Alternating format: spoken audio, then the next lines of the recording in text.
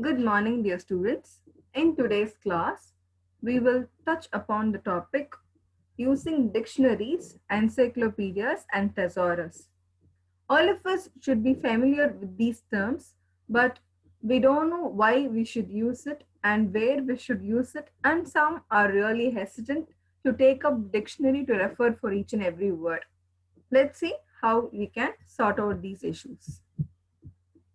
Basically, dictionary is is of immense value in building your vocabulary. Your vocabulary or your word knowledge is very important because you can't be using the same kind of words in your written communication or in your spoken communication.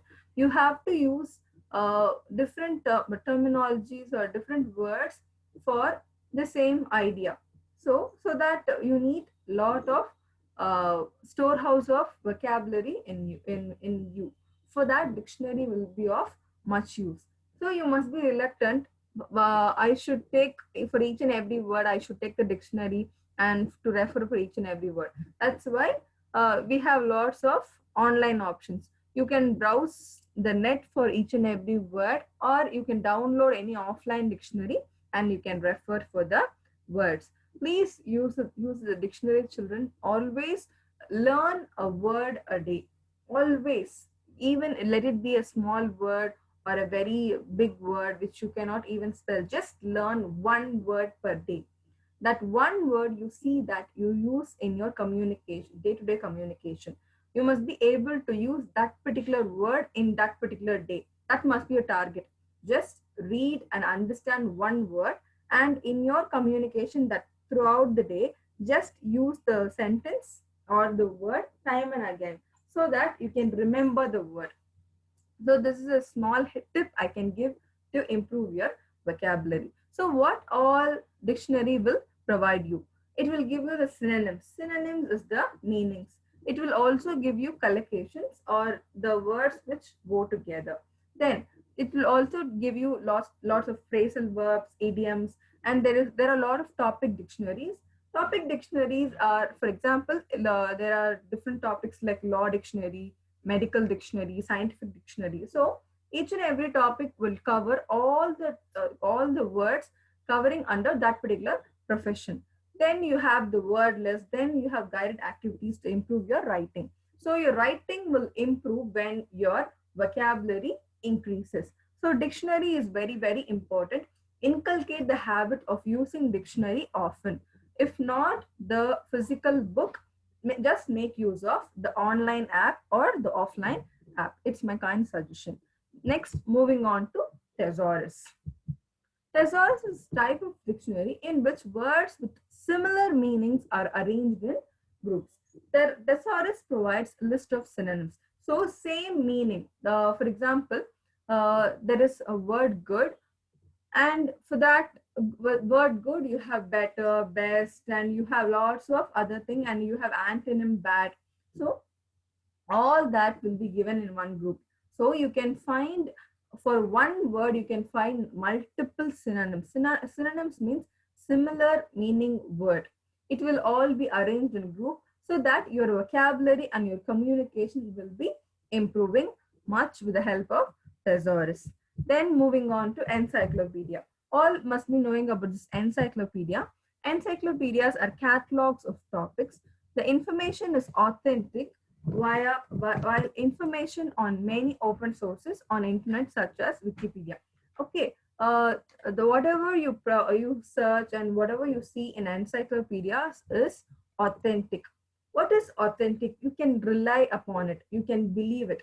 It is not like Wikipedia where you can't rely on it. Wikipedia, I personally suggest not to quote or not to use Wikipedia, and not to depend too much on Wikipedia, because you and me also can edit the information. For example, you find an article about one particular author or one particular person, you find an article in Wikipedia. Even if the author was born in the year 1939, somebody can edit it to 1959, and somebody else can be editing it to 1969. Everybody can edit, and only that you will view. So number of times it can be edited, even you and I can edit it. That's why I say Wikipedia is not always a authentic source to refer for information. And it is very encyclopedias are very authentic. It is not like Wikipedia. Encyclopedia articles mention and define search terms that you can use in database searches. So lots of articles are there in encyclopedias, and you can widen your knowledge. And if you start reading encyclopedia, you will be really interested, and you will just forget yourself in that world of encyclopedia. Okay, so we have just talked about dictionary, thesaurus, and encyclopedia. And one important thing that I would like you to know is about the mail, about this composing a mail. So many of you found a lot of difficulty, and a lot of you gave a lot of excuse and sent your assignments through WhatsApp. So let me teach you how to do it. Okay. So this is how your mailbox will look. Correct? This is how your mailbox will look. So I'm composing a mail and I'm sending it to this particular mail ID. Okay. So many of you have sent your mail without a proper subject. So what must be your subject? Your subject must be your name. Your name must be given, and name and your course details. Your course details is which class you're studying. First BA English, first BSc Maths, first BSc Chemistry, whatever it is. Then you always have to give the content in the body of the mail. For example, you have to start with respected ma'am or respected sir. As you know, is you're assigning into ma'am, so you say respected ma'am. So what will be your content? For example, you are sending for assignment. So before giving the name and course detail, you have to say this is with regard to assignment. So you have to say assignment number 1 or 2, whatever it is. So I'm submitting your assignment, and that's the name and your course detail. So now you have to say, I am herewith attaching my assignment to on grammar or whatever it is. Okay.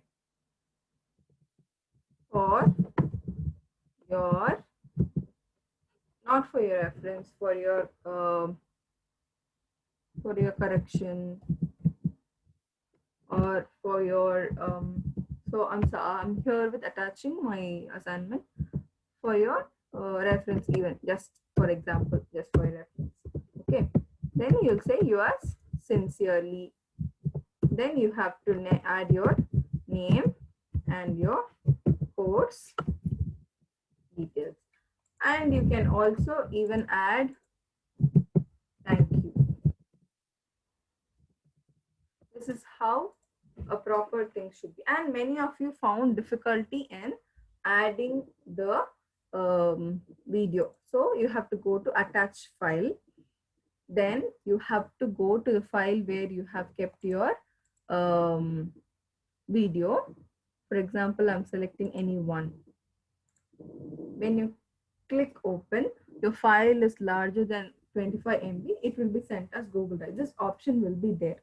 Okay, so it will be asking me to upload my video in this Google Drive link. So I'm just uploading, and it is processing. After processing, it will be uploaded. Just see what is done. It's a very simple process, dear students. Many of you found it difficult. Okay, so that's why I'm just doing the demo for you. Okay, see, now it's attached. Just click send. That's it. So, and you will also receive this. Someone needs to access the file. One person. That means you can always add so this is the person. So assignment English only, that mail ID only you will set. Just save view, and you have said send. That's it. So your mail is sent.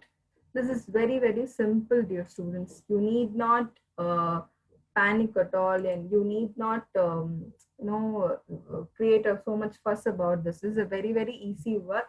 So composing mail is such an easy work. So this is how you do it. Okay, so then I wanted you to also to correct the way you send your messages. It must be really formal. The communication to a staff member should be really very formal. The way you communicate is very, very casual and very personal kind of talks should be avoided. uh, do not say hi mom and all. So say good morning or good evening or good afternoon. That's how you start communicating with a staff member. Just because you have your class teachers or other staff members number, do not no just take them very casually. You have to give the reverence and respect that the teachers deserve. So all these are the small things that will make you show learn it and educated from the rest of the crowd. So as you learn English, as you know, in this world, you have to have all these basic skills to show yourself different from the rest. When everybody makes a mistake, it's not that you also should make the same mistake. Okay, composing a mail properly with proper words and using the proper word, it is all depending on you. That's why I'm telling you time and again, start reading newspapers and news articles. That will help you improve your English. Grammar is secondary.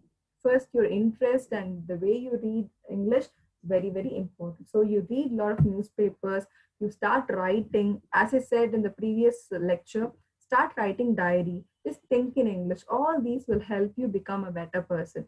So hope this class would be of so much use to you. Thank you, dear students.